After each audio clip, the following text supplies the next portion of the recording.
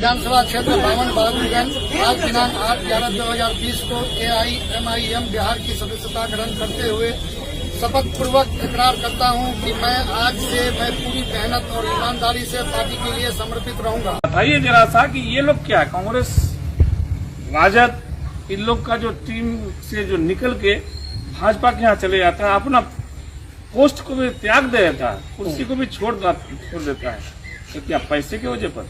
इटावा में एक यादव कथावाचक के साथ अपमानजनक घटना हुई। अखिलेश यादव ने उन्हें अपने दफ्तर बुलाकर सम्मानित किया और उनकी आवाज बनने की कोशिश की। अलीगढ़ में पिछले महीने 4 मुस्लिम युवकों को बेरहमी से पीटा गया। मुरादाबाद में दिसंबर में गौहत्या के आरोप में शाहिदीन नामक युवक की पीट कर हत्या कर दी गई। लेकिन अखिलेश यादव ने इन घटनाओं पर चुप्पी साधे रखी, शायद इसलिए कि मरने वाले यादव नहीं, मुसलमान थे। हाय, आदाब, सलाम, नमस्कार, सत श्री अकाल। मैं रोशन कुशवाहा और आप देख रहे हैं times of Sitamarhi. Times of Sitamarhi में आपका स्वागत है। मैं बात कर रहा हूँ बिहार की राजनीति की, खासकर ऑल इंडिया मजलिस इत्तेहादुल मुस्लिमीन की। जो खबर और आस लगा के बैठे थे लोग, वो तो निराशा ही हाथ लगी। जी हाँ, जिस तरह से जो बातें हो रही थी आरजेडी महागठबंधन को लेके कि इंडिया मजलिस इत्तेहादुल मुस्लिमीन इंडी गठबंधन में शामिल हो, सामने से जवाब नहीं आया और जिससे साफ अब सभी लोगों को लग गया कि भैया, क्योंकि अब 3 सप्ताह हो गए, समझ सकते हैं, सामने से इंडी गठबंधन के तरफ से यानी आरजेडी गठबंधन से कोई जवाब नहीं आया। इससे अब साफ सब लोग समझ चुके हैं कि भैया आरजेडी जो है अपने गठबंधन में ऑल इंडिया मजलिस इत्तेहादुल मुस्लिमीन को शामिल नहीं करने जा रही है। और ये तो शुरू दिन से अंदेशा लगाया जा रहा था, लेकिन फिर भी एक अख्तरुल इमान साहब का कहना था, आदिल हसन साहब का कहना था कि हमारा काम था प्रस्ताव भेजना, हमने भेजा है, क्योंकि कल को अगर आरजेडी की सरकार न बने, तेजस्वी मुख्यमंत्री न बने, तो सारा ठेकरा जैसे 2020 में फोड़ा गया था वैसा न फोड़े हम पे। अब बात रहा हमारी चुनाव लड़ने की, तो हम 100 सीटों से अधिक सीटों पे चुनाव लड़ेंगे और प्रत्याशी की तलाश है। बहुत सारे प्रत्याशी मिल भी चुके हैं और बहुत जल्दी, जी हाँ, आप ये जो पोस्टर देख रहे हैं, अकबरुद्दीन ओवैसी साहब प्लस असदुद्दीन ओवैसी साहब बिहार के दौरे पे आ रहे हैं। अब समझिए इसी से भूचाल आने वाली है बिहार की राजनीति में।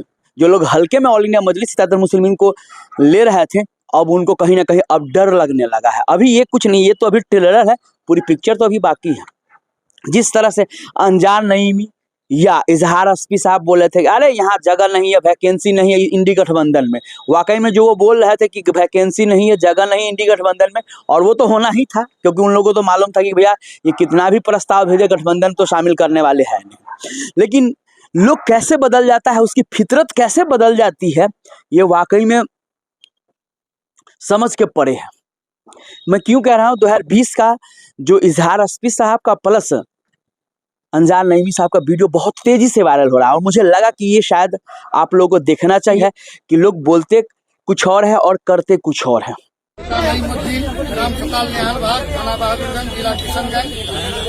विधानसभा क्षेत्र बावन बहादुरगंज आज दिनांक 8/11/2020 को AIMIM बिहार की सदस्यता ग्रहण करते हुए शपथ पूर्वक इकरार करता हूं कि मैं आज से पूरी मेहनत और ईमानदारी से पार्टी के लिए समर्पित रहूंगा। मैं पार्टी के सिद्धांतों का आदर, सम्मान और पालन करूंगा। विधानसभा एवं लोकसभा के लिए यदि मैं प्रत्याशी बनना चाहा या पार्टी द्वारा मुझे उम्मीदवार बनाया गया तो मैं निष्ठापूर्वक चुनाव लड़ूंगा और जीत गया तो पार्टी के साथ पूरी वफादारी बरकरार रखूंगा। यदि मेरे द्वारा या क्षेत्रवासियों के द्वारा मुझे प्रत्याशी बनने का दबाव के उपरांत यदि AIMIM पार्टी ने मुझे प्रत्याशी नहीं बनाया तो ऐसी परिस्थिति में मैं पार्टी के फैसले का सम्मान करूंगा। किसी प्रकार का विद्रोह या बगावत का निर्दलीय अथवा किसी अन्य राजनीतिक दल के टिकट पर चुनाव नहीं लड़ूंगा, बल्कि पार्टी के एक सिपाही की हैसियत से अपने पार्टी की प्रत्याशी का समर्थन एवं सहयोग करूंगा। मैं अपनी राजनीतिक गतिविधि में भारतीय संविधान, सामाजिक सौहार्द एवं अपनी पार्टी के सिद्धांतों एवं आदेश का निर्वहन करूंगा। तो आपने देखा, ऐसे ही इजहार अस्पी साहब का मैं वीडियो दिखाने जा रहा हूं। जी हां, आप पहले वो भी वीडियो देख लीजिए, फिर हम चर्चा करते हैं। बताइए जरा सा कि ये लोग क्या कांग्रेस राजद इन लोग का जो टीम से जो निकल के भाजपा के यहाँ चले जाता है, अपना पोस्ट को भी त्याग देता है, कुर्सी को भी छोड़ देता है, तो क्या पैसे की वजह पर? आप एक शख्स को बता दीजिए कि मजलिस का, MIM का कोई एक शख्स, खरबों रुपया भी मैं भी अगर बिका हो तो बताइए। तो आपने देखा इन दोनों का मतलब कथनी और करनी में क्या फर्क होता है, यही समझिए। गांव घर में कहावत है कि भैया अपना काम बनता, टेस्ट जाए जनता।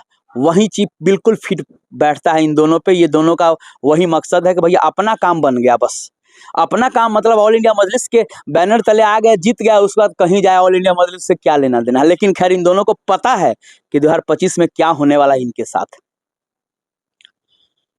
जो भैया हमेशा मुस्लिमों की बात करता है और जब कोई मुस्लिम पे आंच आती है, कुछ होता है मुस्लिमों के साथ, तो उस समय भैया बस एक ट्वीट कर देगा, एक बड़ी बड़ी बातें बोल देगी। लेकिन ये भी उचित नहीं समझते हैं कि जमीनी धरातल पर जाए, जिनके वोट से सत्ता में आए, सत्ता में रहे, जिनके वोट से आज भी उनके विधायक जीतते हैं। लेकिन क्यों ऐसा? क्या वाकई में राजनीति राजनीति ही है?